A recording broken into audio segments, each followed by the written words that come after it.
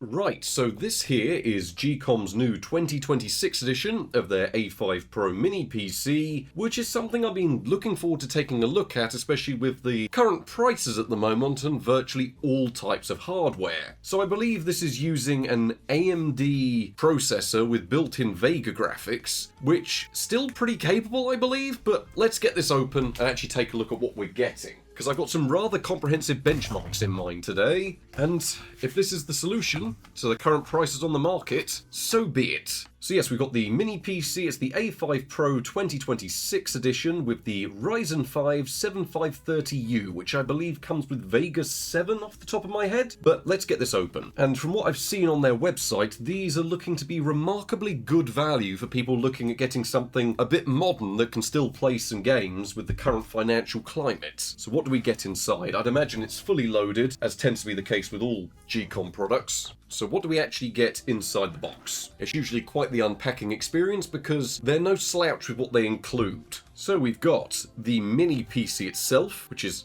absolutely minuscule. Genuinely, they're tiny. I've got one over there just for editing. The rest of our bits and pieces, which includes our thank you for your support card. As always, you get your little GEEKOM. Thank you very much for purchasing our products to facilitate your daily life. We hope they serve you well. Your trust and support are greatly appreciated. If you have any questions, comments, concerns, please don't hesitate to contact us. Thanks to the GEEKOM team. And honestly, in my experience, that's pretty much been the case. We get our quick start manual, including how to take the system apart and upgrade your RAM, the map of the internals. So yep, easily removable, easy to get to the RAM, easy to get to everything you could possibly need. You also do get the VESA mount included apparently, and an M2 SSD, which I've always been curious about hijacking and then running an external graphics card off. Maybe we'll try that at some point. I'm sure they'll let me.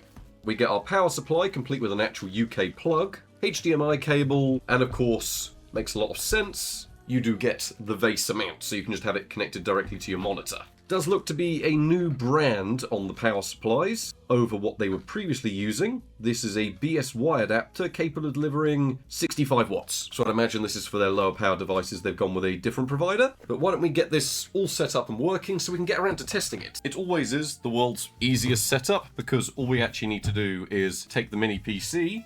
Point to note is, of course, the expandability. You always get plenty of it. So we've got USB 3, USB 2, two HDMI ports, USB-C, another USB-C, power, SD card reader, which is very helpful, and these are always speedy SD card readers, two more USB 3s, and a headphone jack. And once again, it is minuscule. They are always absolutely tiny devices. Not that we ever take too much of a look at this side of the room, but that's a GEEKOM mini PC down there.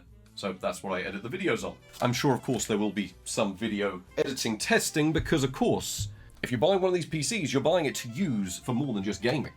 Now, I think what we're going to do today is get this entirely set up real quick. We're going to try our install everything test, get a baseline 3D mark reading, see if there's any tweaking we can do, and then I want to get straight into some benchmarks to see exactly what kind of capabilities we've got. And then, of course, we will touch on power management, thermals, just seeing how it compares to other things, and really just take a thorough look at it, because we've never taken a look at Vega 7. So if Vega 7 is still a viable solution, I mean, this has got some pretty highly clocked DDR4 in it, and to be fair, my experience with GEEKOM is they do usually set up the chips remarkably well, so this is probably some of the best performance you'll see out of a Vega 7 in a mini PC. Probably a very minor point to touch on, but I've never had to do an online setup on one of these. You can still click I don't have the internet, and it will still let you set things up completely offline without having to make a Microsoft account. So we are at the Windows dashboard. That took 2 minutes probably to actually get to this point. So if we take a little look at DXDiag, see what we're reporting in here, open up Task Manager, see what we're saying in here. AMD Ryzen 5 7530U with Radeon graphics, and this is the A5 Pro 2026 edition, and it does come with 16GB of 3200 MHz DDR4, which is still plenty of RAM and should be speedy enough to give our Vega 7 a good chance. So I think what we do is we go ahead, we try and update everything, see if we can get it to slow down, install a load of software, and just see if we can stress this thing out. How many cores do we actually get? You get 6 cores, which is decent. 6 cores with hyper-threading. I'm going to be curious to see how this does. So it's looking that with the discount codes, I'm sure they've sent me some to drop in the description, these are going to be in and around the sort of £400 mark. Possibly under that, I'd imagine, with some of the discounts they have going on. 3 installers on the go.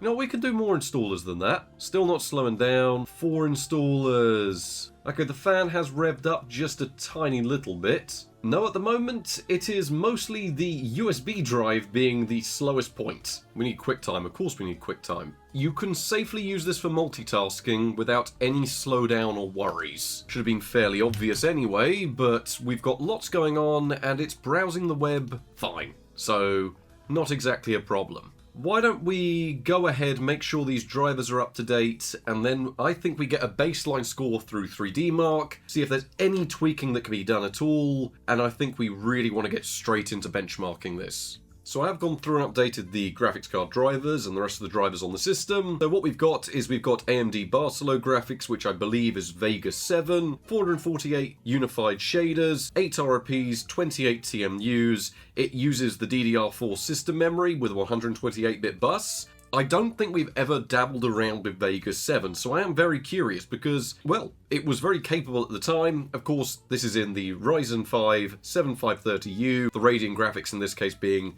Vega 7. We do have the 3200 MHz DDR4 running here, which is Kingston memory by the looks of things. While Steam's launching, I do just want to check what drivers it is running, because I got these through the AMD auto update in the end. So it has drivers that are still up to date as of the end of last year, which makes sense because Vega is depreciated over the current AMD driver branch, so it is just bug fixes and optimizations. Not a huge problem given the architecture and DirectX 12, so we'll take that for what it is. But everything here seems to be working pretty much absolutely fine. So let's just get this run through 3D Mark. And we'll start it with Timespy. What I'm probably going to do is get this as the baseline reading, and then we'll get a progression across all of the 3D Mark benchmarks, see how performance is holding up across older things to newer things, and we're pretty much ready to get benchmarking because, I mean, given the price of everything on the market, this doesn't seem like a half bad idea. Generally, that's looking around similar to an overclocked GTX 750 Ti, which we looked at somewhat recently, so it'll be interesting to see if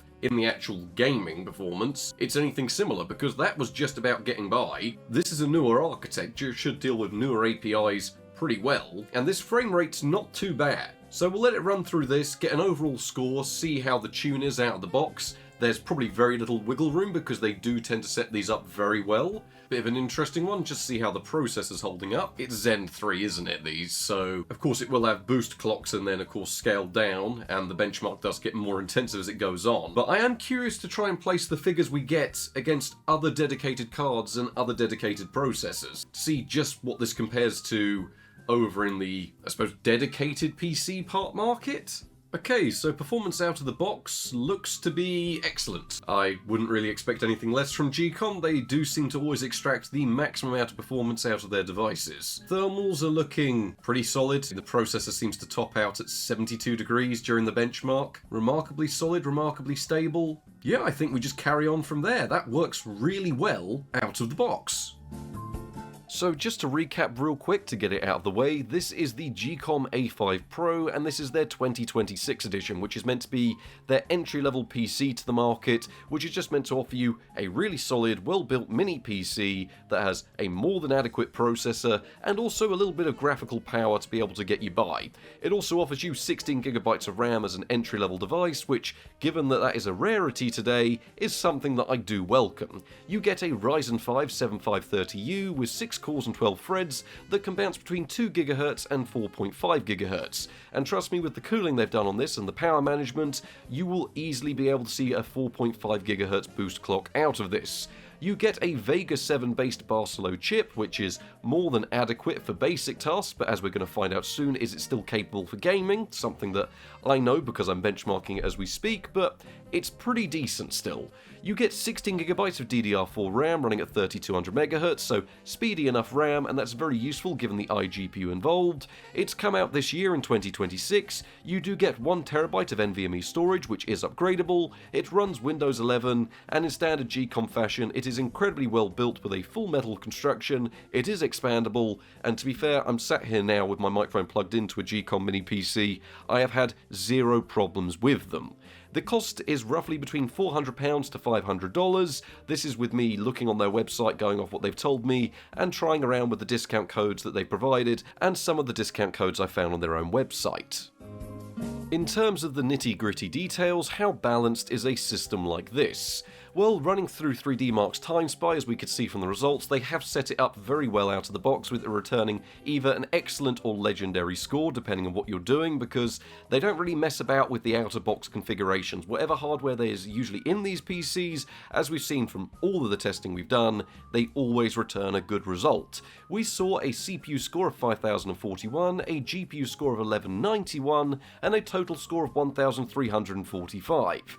If you're wondering how this scaling progresses throughout the world of 3DMark benchmarks, in early tests like Cloudgate we saw a score of 19,718, Firestrike brings that down to 3,465, Timespy brings it in around the 300 points mark, lighter newer tests like Steel Nomad Lite, as the name would imply, returned 1149, and the most intensive benchmark there is out there was Steel Nomad, returned 200 points. So as you can see, you get that progression from exceptionally overpowered in older titles, middling in titles of its day, doing okay in DirectX 12, but it does imply that there could be a degree of struggle when it comes to the latest and greatest of games. However, if we actually take a look at these individual components one by one, so if we start with the graphics card, which is the Vega 7, we can see that it comes between the somewhat relevant GTX 750 Ti with an overclock and a standard GTX 745, which is honestly pretty interesting because we've looked at those cards quite recently, so I'm glad I've got the results for it. It absolutely decimates the Intel N150's graphics chip and also the older Vega 3 chip, well, not older but more basic Vega 3. However, you can see the progression to newer iGPUs like the Radeon 780M, Intel's Arc Meteor Lake, and then of course dedicated Polaris cards upwards. It really does let you already get an idea of the performance. You're looking at mid-range sort of 750 Ti to GTX 745 levels of performance. However, of course, this graphics card is not alone. It is accompanied by the Ryzen 5 7530U, which really, in these benchmarks alone, has blown me away. Generally, we're seeing scores that are just under a Ryzen 5 1600, which is still a solid chip by today's standards, and it absolutely decimates a lot of the older Intel chips we usually test. So think about how capable we saw the i5 4670K was a few weeks ago. Well, you're seeing 1200 points more than that here on a just out-of-the-box setup on a mini PC. So yeah, I'm expecting big things from the processor, and I'm already impressed given the tiny power envelope this thing has. Now, as we've seen from general usage already, we had multiple installers on the go and we could not get this system stressed out. I was installing GPU-Z, CPU-Z, hardware monitor, 4 different games at once, a video editor, and browsing the web and downloading drivers, and it wasn't stressed at all. It took all of that just to put the fans on. So when GEEKOM say this PC is going to be great for web browsing, yeah, we already know they're not lying. But one of the things I want to do is take a little look at that Vega 7 chip. We already know that Vega 7 is going to be the limit in a lot of tasks. So if you do want to try and do some gaming on something like this, is it possible and what are your options? So what I've done today is we've got a good mixture of benchmarks from brand new titles out there that are popular on the Steam charts, we're going for some of the classics that people are still playing, and then we're going to throw in a couple of oddball choices that people have requested. So it's time to find out. How does the GEEKOM A5 2026 edition, and by extension AMD's Radeon Vega 7, still hold up in 2026 when we throw them up into the benchmarks? Starting off the benchmarks, we have GTA 5 Enhanced Edition, given this is the latest release of one of the most popular games out there. And with a mixture of normal and high settings plus HPAO enabled in a 900p resolution, we were able to eke out a playable frame rate on the humble Vega 7. This resulted in an average of 33 FPS with 1% lows down to 29 FPS, and really does go to show the strength of how well this little chip deals with things like DirectX 12 and subsequently also Vulkan, so it's kind of what this little chip is designed to do. Still, we were bandwidth limited, resulting in a 900p resolution. That is something the Enhanced Edition does sort of need a bit more of than the old Legacy version. And speaking about that Legacy version, just as a reminder of how it did run back in the day on the Vega 7, you were looking at a similar mixture of normal and high settings plus AMD CHS shadows, but this time in a full HD 1080p resolution with 34 FPS on average and the same 1% lows down to 29 FPS. So overall, really solid frame times across the board, and there was very minimal hitching or stuttering across either the Enhanced or the Legacy version. Given that the legacy version of GTA Online is a lot more finicky though, I did want to see how it was holding up in the modern day.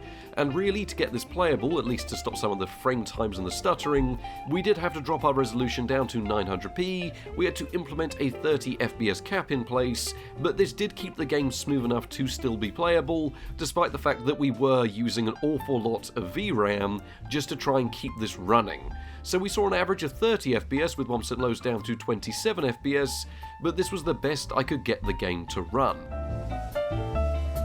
Moving on to Counter-Strike 2 though, which of course is a game that should just about run on Vega 7, and by extension this little GEEKOM mini PC in case you wanted to do a bit of competitive gaming. Well, with low settings in 1080p, we saw an average of 72 FPS with 1% lows down to 53 FPS, which is playable but not exactly what I'd call competitive. Speaking about competitive though, the settings that everyone always asks me to test were actually quite a lot better, jumping our average up to 105 FPS with 1% lows down to 83 FPS if we were using the stretched 4x3 resolution of 1280 by 960, which apparently is what all of the professionals are using these days, but still it gives us a second resolution to test, and one that did see us gain about 30 FPS on average with what felt like more stable frame times. It's also worth noting that you could go into some of the more intensive maps without worrying too much about the frame rate tanking down too low. I tested out a little bit of Nuke, and objectively we are so GPU bound here that it didn't matter that we were in an offline match, because, well, the processor had plenty of power left to give. So yes, we were able to do a bit of offline gaming, to be the same figures if you were online, and even in maps like Nuke you'll see similar averages, generally around 10 FPS lower during the most intensive parts, but nothing too much to worry about. In case you were wondering, now that Counter-Strike Go is back on the store, it is worth giving it a quick test, and running the game through with competitive settings in 1080p returned us an average of 108 FPS with 1% lows down to 78 FPS. I'm sure there's a lot more tweaking and configuring you could do here to get this even more competitive, but yes, you do get better performance when you drop back to something like CSGO over CS2, especially on these Vega 7 chips, where despite the fact that GEEKOM have included 3200 MHz DDR4, it is still DDR4 at the end of the day, and CS2 is a lot more VRAM intensive, especially on the memory speed and the bandwidth, than something like CSGO, which doesn't seem to have any problems with this whatsoever. So I just wanted to include this one just to let you know that it works fine. Moving on to BeamNG, and I did want to make things rather intensive, and I also kind of wanted the processor to do something because it has a lot to give here. So with the low preset, which includes a mixture of low and medium settings, with the traffic enabled in the jungle map, which is pretty much as intensive as you can get this game, with a 720p resolution we did manage to eke out a playable frame rate, with it averaging around 32 FPS, with 1% lows down to 26 FPS. Keep in mind, crashing into the trees and the heavy draw calls when there was lots of foliage on screen would bring you down to around the mid-20s pretty much all of the time, but generally when you weren't doing that, you'd see anywhere from 30 to 38 FPS. So BeamNG in one of its most intensive scenarios was playable, and if you remove the traffic or just go to a more simple map, you can enjoy higher settings or more than likely a higher frame rate.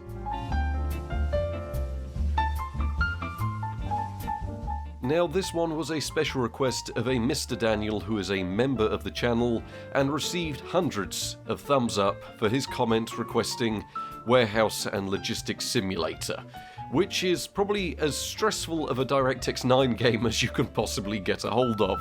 With ultra settings and SSAO and HDR enabled, we had to use a 720p resolution to eke out a somewhat playable 36 FPS with 1% lows down to 25 FPS. The game looks to have some really heavy lighting effects where there's light streaming in from the top of the warehouse or the shop or whatever this actually is, and would bring our frame rate down to in and around the mid-20 FPS region.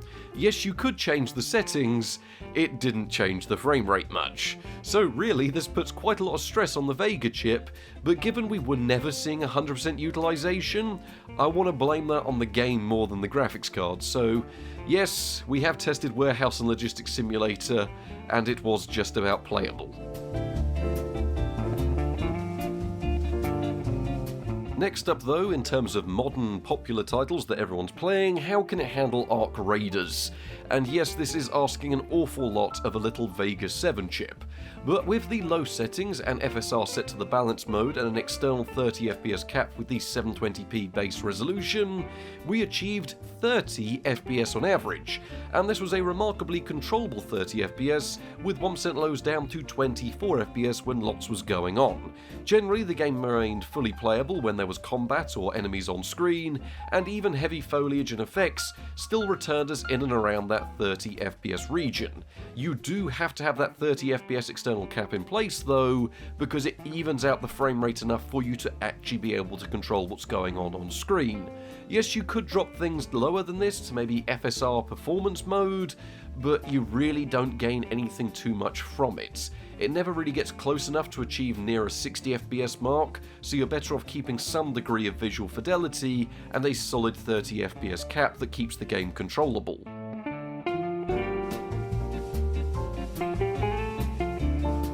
A huge piece of discourse in and around these graphics chips, especially the Vega 7, is trying to make them run Cyberpunk 2077, and depending on what you read or what you watch, some people will tell you it's simply impossible, and some people will present you an experience that they'll call playable, but really isn't, and I'm going to say something somewhere in between. Well, thanks to how well GEEKOM have actually set up this Vega 7 chip in this, you do eke out about as much performance as I've ever seen the chip deliver, meaning that with low settings and FSR set to the balance mode with an external 30 FPS cap and a 720p base resolution, in simpler situations and scenarios we were able to eke out a locked 30 FPS. Of course, heavy combat and heavy movement would bring you down to in and around the mid-20s, but because we have the 30 FPS cap in place, it did keep the game controllable, so really, if you're someone that can tolerate a frame rate like this, well, the visuals aren't terrible, it definitely isn't the worst thing I've ever seen, and the game was controllable without too many noticeable frame rate spikes. Generally, the frame rate would drop, but you were still in control of what you were doing, so I've got around 10 minutes of gameplay causing havoc here, and never once did I run into all too many problems. So yes, congratulations, GEEKOM managed to make a Vega 7 have Cyberpunk playable on it, but at the same time, it is struggling.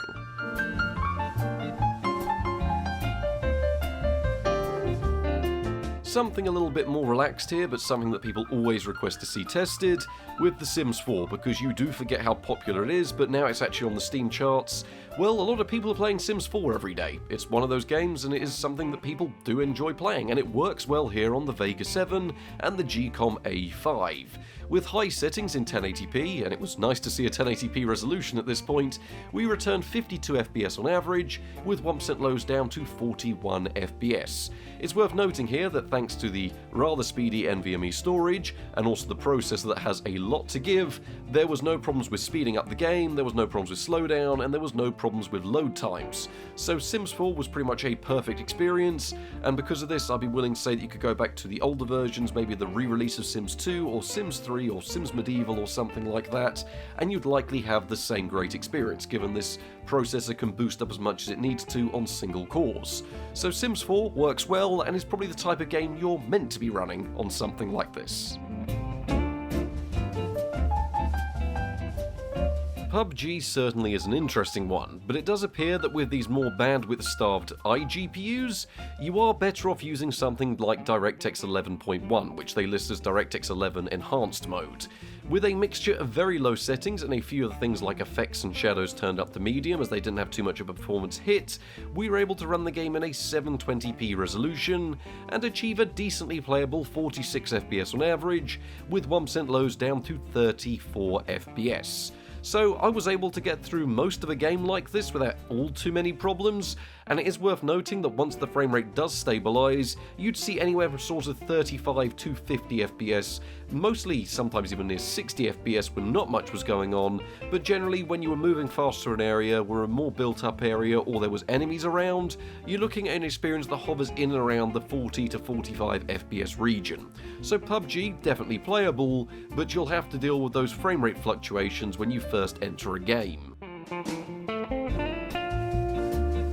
Time now for the pinnacle of optimization with Mount & Blade Bannerlord. It's always pretty good at deciding what settings it wants to use, and it defaulted to medium settings in 720p. Clearly this is because the processor can handle the larger battle size. I just hope the graphics card can as well. And does it? Well, with 48 FPS on average and 1% lows down to 34 FPS during the built-in battle benchmark, which is pretty much reminiscent of the late game, I'd say this is pretty much completely fine and playable with 48 FPS on average and those 1% lows that aren't too bad at all. So Mount & Blade Bannerlord, you're going to be seeing pretty much 60 FPS with these settings during a lot of the early to mid game, and it's only when you start getting to those large late game battles with lots going on that you'll see the game anywhere from the sort of 35 to 40 and almost 50 FPS in places. So Mount & Blade Bannerlord, absolutely fine, but then again, it's so optimized it should be. Rust is one of those games that just wants as much memory bandwidth as you can possibly give it. So when we are running with admittedly dual channel DDR4 that's even clocked pretty high at 3200 MHz, it's just not enough for the Vega to actually take any advantage of it. With very low settings in 360p, we were just about able to eke out a playable 35 FPS on average, with 1% lows down to 31 FPS, so it was smooth, but this was with the very lowest of settings. Virtually every option I found I turned off or set lower, and this was running 720p with a half resolution scale. So yeah, Rust was not exactly the best experience. You can make it run on the processor, and by extension the graphics card. It's just not going to do very well here, but then again, Rust has been struggling on this type of hardware for quite a few years now. City Skylines is an excellent benchmark for stressing out both the processor and the graphics card, even if it is a game that is no longer optimized at all in any way. Genuinely, I did expect slightly better performance than this. The game was playable with medium settings in 900p, but dropping settings much from here didn't really make any difference to the frame rate, as the graphics card was already struggling to see any real utilization. Most of these figures are taken from a 3x speed up run, so of course, when you're running the game at 1x speed, it will of course be better than this, but most people that are playing City Builder are speeding up the game quite frequently. Still, given the genre, 28 FPS on average with 1% lows down to 22 FPS was playable, but anyone that is familiar with City Skylines 1 will know that it doesn't run anywhere near as nice today as it used to back on launch. Fallout 4 in its latest form with the anniversary update does run pretty well on these Vega cards. Admittedly, frame times are smoother than they used to be back in the day, but the overall average is lower. Keep in mind this figure is taken from one of the most intensive areas in the game and is during combat when lots is going on, so of course when less is happening or you're in the wilderness and not much is going on, you will see a more stable frame rate. But as a worst case scenario, which is how we benchmark Fallout 4, we saw 34 FPS on average, with 1% lows down to 27 FPS.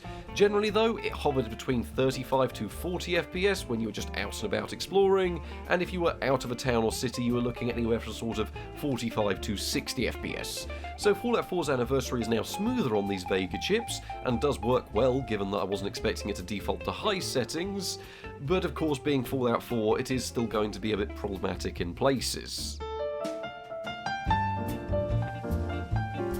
With the latest release of Minecraft, that's sort of what these iGPUs were always designed to run. While utilising fancy settings and 16-chunk render distance and simulation distance, we had the game running in 1080p with 104 FPS on average, and 1% lows down to 91 FPS.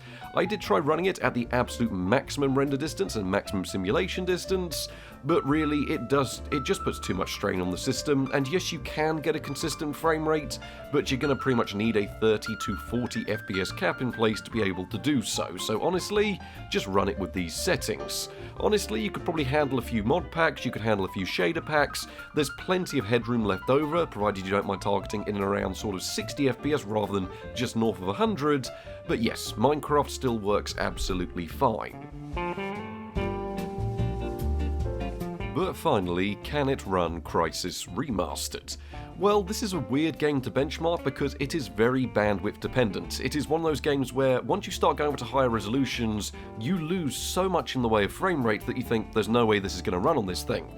Then suddenly you drop back to 720p, and even with the low settings this game does look absolutely gorgeous, and suddenly you're seeing well over 60 FPS. It is a bit of a balancing act, and given we are running with the Vega 7 even on speedy DDR4, it did mean we required that 720p resolution.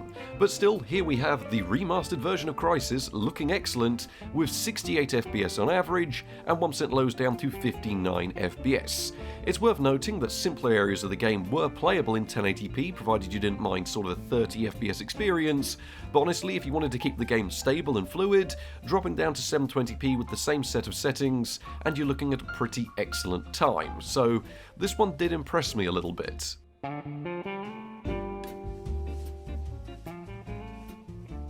Well, despite not being an out-and-out game machine, we have got away with quite a few benchmarks on it though, this really is some of the best performance I think you'll see out of a Vega 7 chip and does let us place just kind of what you can play in it in 2026. Of course, titles like GTA 5, where it's the Enhanced Edition or the Legacy version, do tend to be absolutely fine. Honestly, I was really impressed by the Legacy performance because it looked really nice with those AMD CHS shadows, and of course competitive games like Counter-Strike 2 and CSGO do still work absolutely fine on it. It's only when you start getting into either brand new titles like Arc Raiders or very intensive titles like Cyberpunk 2077 that you really see things start to struggle.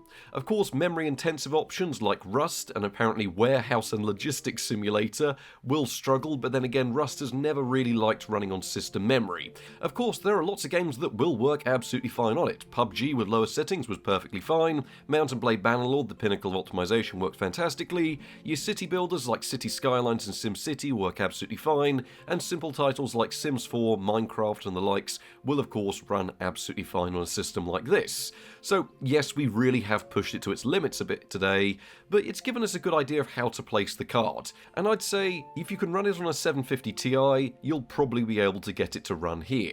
I mean, for all those older and more classic games, yeah, you're looking at no problems. If you're playing games from the early 2000s, your Halo, your Unreal Tournament, bits and pieces like that, you'll be able to max them out and see no problems with the frame rate. So yeah, it's a good card for a bit of basic gaming, and even though that's not what this system is specifically designed for, it's nice to know that there's still a lot you can play on it, because I mean, for your average person, that's a lot of popular games that are still in the top 100 games on Steam that you can still get away with pretty decent settings. So we've established a few things now. For general usage, this thing is completely overkill still. There was no slowdown with plenty of happening, plenty of web browsing, plenty of installers, and lots of multitasking based tasks going on. For gaming, you can get away with a decent chunk of it with either high settings in simple titles or lower settings in some of the newer titles out there. But one area that has really blown me away is as a bit of a mini workstation. See, the AMD Vega iGPU does include AMD VCE on board, which means that you can get away with using it for screen recording. Admittedly, the quality is not the best at lower bit rates compared to the examples of hardware encoding we have today, but is certainly more than passable for someone that just wants to do a little bit of on-screen recording, and if not, let's be honest, you've got a 6-core Zen 3 processor there, you could probably just use X264 if you wanted.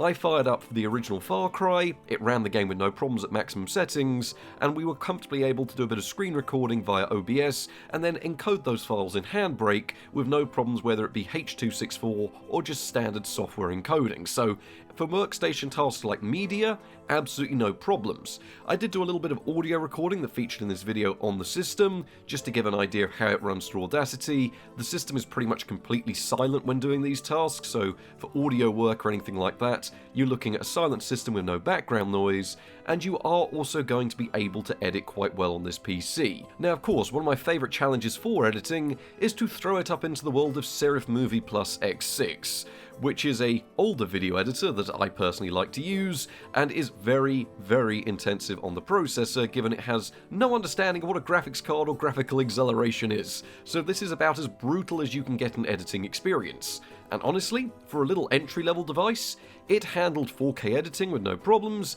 it handled 4K exports with no problems, it handles 1080p like a breeze, and with those multiple cores, it will easily boost up to where you need it to be, and will usually end up hovering around the 2.8 to 3 GHz mark when you're doing a full video export. So it's more than enough to handle quite a few video editing tasks, so if it comes to basic things like your Word, your PowerPoint, your Excel, audio, you can get away with that no problems, and if you're a bit more of a power user, well, it handles things pretty good for an entry-level device.